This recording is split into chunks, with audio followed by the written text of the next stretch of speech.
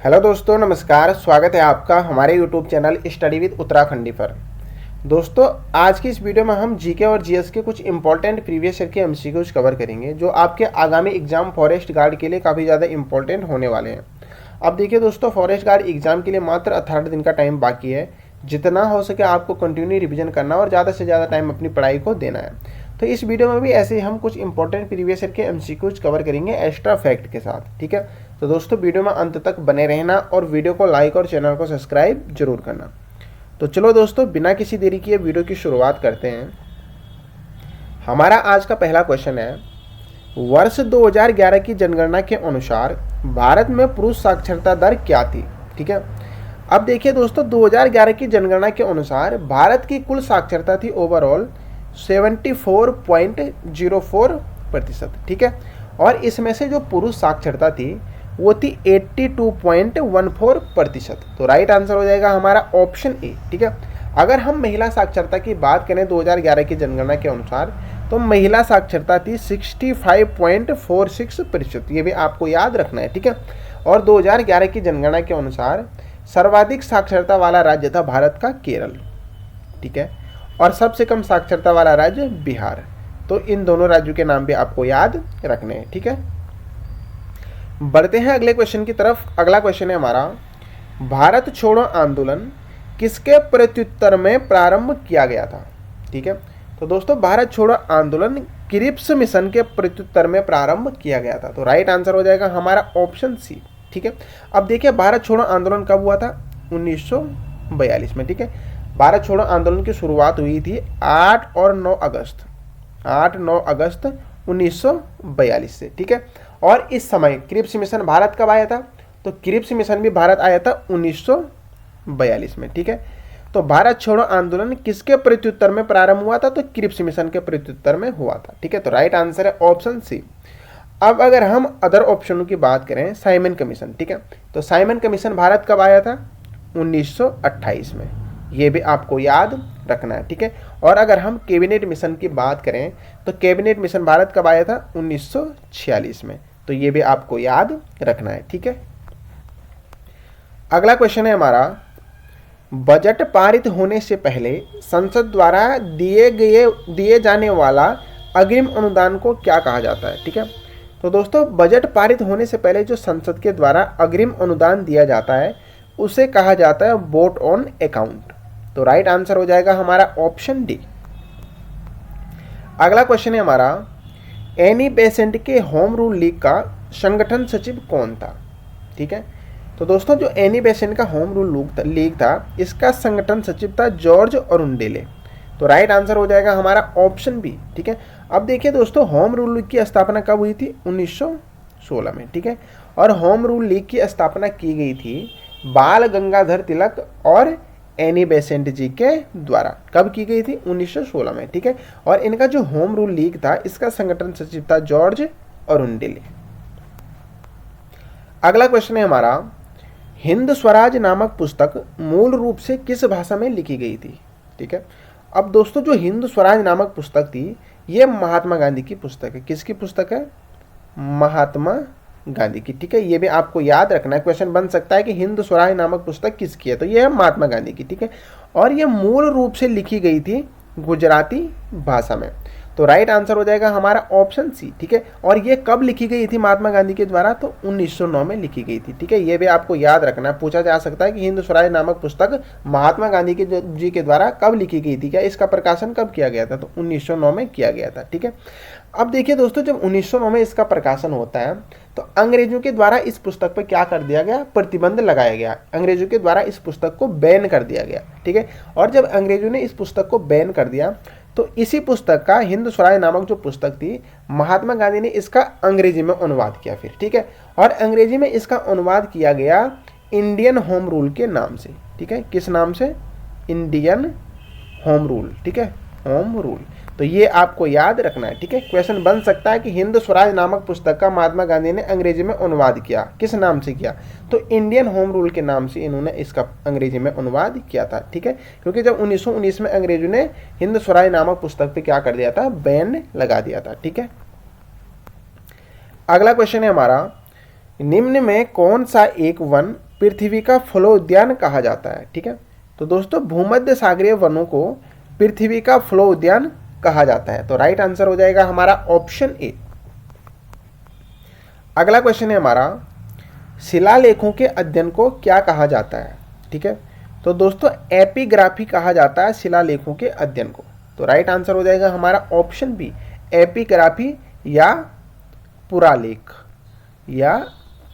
अध्ययन। ठीक है, तो ये भी आपको याद रखना। हो सकता है ऑप्शन में एपिग्राफी ना दिया हो और पुरालेख अध्ययन दिया हो। ठीक है, तो शिलालेखों के अध्ययन को एपिग्राफी या पुरालेख अध्ययन भी कहा जाता है। ठीक है, अगला क्वेश्चन है हमारा, भारत सरकार द्वारा राष्ट्रीय जनसंख्या नीति की घोषणा कब की गई थी? ठीक है, तो दोस्तों 15 फरवरी 2002 को भारत सरकार के द्वारा राष्ट्रीय जनसंख्या नीति की घोषणा की गई थी। तो राइट आंसर हो जाएगा हमारा ऑप्शन ए। ठीक है, और अगर आपसे पूछा जाए कि राष्ट्रीय जनसंख्या आयोग का गठन कब किया गया? ठीक है, तो 11 मई 2000 को। ठीक है, 11 मई 2000 को राष्ट्रीय जनसंख्या आयोग का गठन किया गया था। तो ये दोनों फैक्ट आपको याद रखना है। ठीक है, क्या पूछा जाए, अगर भारत सरकार द्वारा राष्ट्रीय जनसंख्या नीति की घोषणा कब की गई थी? तो राइट आंसर हो जाएगा 15 फरवरी 2002 को। ठीक है, और राष्ट्रीय जनसंख्या आयोग का गठन कब किया गया? तो 11 मई 2000 को। ठीक है,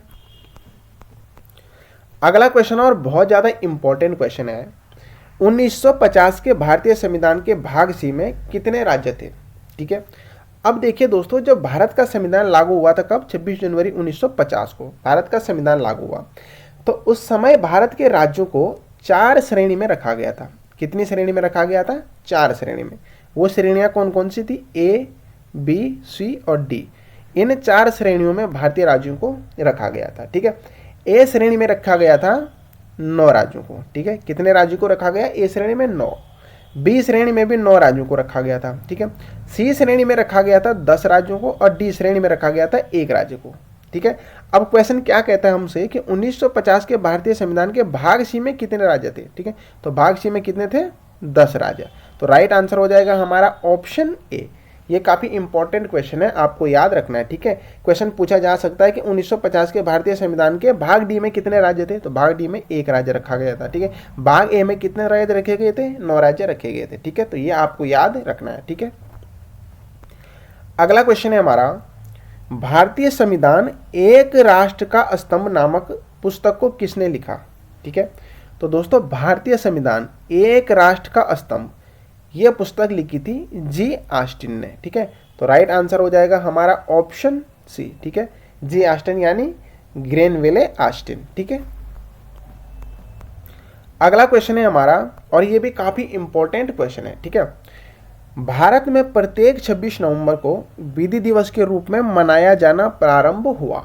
ठीक है, क्या पूछा गया है कि 26 नवंबर को विधि दिवस के रूप में मनाया जाना कब से प्रारंभ हुआ भारत में? ठीक है, अब देखिए, अगर हम हिस्ट्री की बात करते हैं, ठीक है, जब भारत का संविधान लागू हुआ था, ठीक है, तो 26 नवंबर को मनाया जाता था कानून दिवस के रूप में। ठीक है, सबसे पहले 26 नवंबर को कानून दिवस के रूप में मनाया जाता था। ठीक है, अब बाद में क्या हुआ कि 1979 से लेकर और 2014 तक, ठीक है, 1979 से लेकर और 2014 तक मनाया गया विधि दिवस के रूप में। ठीक है, तो राइट आंसर हो जाएगा हमारा ऑप्शन ए। ठीक है, 1979। ठीक है, देखिए, जब भारत का संविधान लागू हुआ था 26 नवंबर को मनाया जाता था कानून दिवस के रूप में। ठीक है, और 26 नवंबर को बाद में घोषणा की गई कि 1979 से और 2014 तक क्या मनाया गया? 26 नवंबर को विधि दिवस के रूप में मनाया गया। ठीक है, और 2014 के बाद से 26 नवंबर को मनाया जा रहा है संविधान दिवस के रूप में। ठीक है, 2015 में इसे संविधान दिवस के रूप में घोषित कर दिया गया। ठीक है, तो अब 26 नवंबर को किस रूप में मनाया जाता है? संविधान दिवस के रूप में। प्रारंभ में मनाया जाता था कानून दिवस के रूप में। ठीक है, जब से हमारा कानून बना था तब से और 1979 तक इसको कानून दिवस के रूप में मनाया जाता था। ठीक है, और 1979 से 2014 तक इसे विधि दिवस के रूप में मनाया जाता था और 2015 के बाद से इसे संविधान दिवस के रूप में घोषित किया गया और अब 26 नवंबर को संविधान दिवस के रूप में मनाया जाता है। ठीक है, अगला क्वेश्चन है हमारा, धारवाड़ का पठार किस राज्य में स्थित है? ठीक है, तो दोस्तों कर्नाटक राज्य में स्थित है धारवाड़ का पठार। तो राइट आंसर है हमारा ऑप्शन सी। अगला क्वेश्चन है हमारा, तालेचर कोयले की खान किस राज्य में स्थित है? ठीक है, तो दोस्तों ओडिशा राज्य में स्थित है तालेचर कोयले की खान। तो राइट आंसर है हमारा ऑप्शन ए। अगला क्वेश्चन है हमारा, संघ लोक सेवा आयोग का गठन संविधान के किस अनुच्छेद के तहत किया जाता है? ठीक है, तो दोस्तों जो संविधान का अनुच्छेद है 315, इसके तहत किया जाता है संघ लोक सेवा आयोग का गठन। तो राइट आंसर हो जाएगा हमारा ऑप्शन सी। ठीक है, संघ लोक सेवा आयोग का गठन अनुच्छेद 315 के तहत किया जाता है। ठीक है, अब देखिए दोस्तों, गठन तो 315 के तहत किया जाता है, ठीक है, लेकिन अध्यक्ष और सदस्यों की नियुक्ति, जो संघ लोक सेवा आयोग के अध्यक्ष होता है और सदस्य होते हैं, इनकी नियुक्ति की जाती है अनुच्छेद 316 के तहत। ठीक है, ये भी आपको याद रखना है। अब क्वेश्चन इस तरीके से भी पूछा जा सकता है कि संघ लोक सेवा का जो अध्यक्ष होता है और उसके जो सदस्य होते हैं, उनकी नियुक्ति संविधान के किस अनुच्छेद के तहत की जाती है? ठीक है, गठन तो किया जाता है अनुच्छेद 315 के तहत, और अध्यक्ष और सदस्यों की नियुक्ति की जाती है अनुच्छेद 316 के तहत, और संघ लोक सेवा आयोग के अध्यक्ष और सदस्यों की नियुक्ति करता है भारत का राष्ट्रपति। ठीक है, ये भी आपको याद रखना है। ठीक है, यहाँ से भी क्वेश्चन बनता है कि संघ लोक सेवा आयोग के सदस्य और अध्यक्षों की नियुक्ति कौन करता है? तो भारत का राष्ट्रपति करता है अनुच्छेद 316 के तहत। ठीक है, और संघ लोक सेवा आयोग के जो कार्य होता है, इनके कार्यों का उल्लेख किया जाता है अनुच्छेद 320 के तहत। तो ये सारे इंपॉर्टेंट फैक्ट है। ठीक है, गठन किस अनुच्छेद के तहत होता है संघ लोक सेवा आयोग का? अनुच्छेद 315 के तहत। ठीक है, सदस्य और अध्यक्षों की नियुक्ति किस अनुच्छेद के तहत होती है? अनुच्छेद 316 के तहत, और कौन करता है? भारत का राष्ट्रपति। ठीक है, और संघ लोक सेवा आयोग का जो कार्य होते हैं, उनका उल्लेख अनुच्छेद 320 के तहत किया जाता है। ठीक है, अगला क्वेश्चन है हमारा, भारत की प्रथम खनिज नीति कब घोषित की गई थी? ठीक है, तो दोस्तों भारत की प्रथम खनिज नीति घोषित की गई थी 1951 में। तो राइट आंसर हो जाएगा हमारा ऑप्शन ए।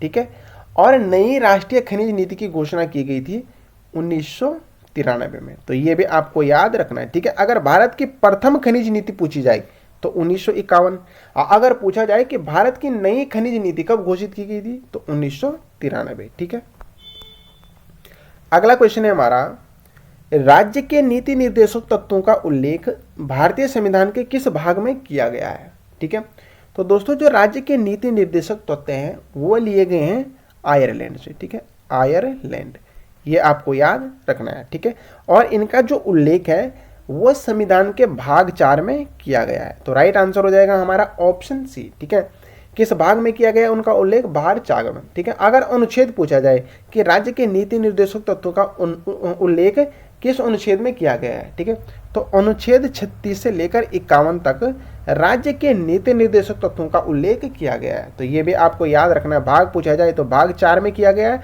अनुच्छेद पूछा जाए तो अनुच्छेद 36 से 51 के अंतर्गत राज्य के नीति निर्देशक तत्वों का उल्लेख किया गया। और नीति निर्देशक तत्व कहाँ से लिए गए हैं? तो आयरलैंड से लिए गए हैं। ठीक है, अगला क्वेश्चन है हमारा, सिंधु घाटी सभ्यता से जुड़े स्थान की खोज 1921 में की गई थी। ठीक है, तो दोस्तों सिंधु घाटी सभ्यता से जुड़े किस स्थान की खोज 1921 में की गई थी? ठीक है, तो 1921 में की गई थी खोज हड़प्पा की। ठीक है, तो राइट आंसर हो जाएगा हमारा ऑप्शन ए। ठीक है, अगर हम कालीबंगन की बात करें, ऑप्शन में कालीबंगन भी दिया गया है। ठीक है, तो कालीबंगन की खोज की गई थी 1953 में। ठीक है, और अगर हम वनमाली की बात करें तो वनमाली की खोज की गई थी 1974 में। ठीक है, तो साथ ही साथ आपको ये भी याद रखना है। ठीक है, कालीबंगन की खोज 1953 में, वनमाली की 1974 में। ठीक है, और सिंधु घाटी सभ्यता से जुड़े किस स्थान की खोज 1921 में की गई?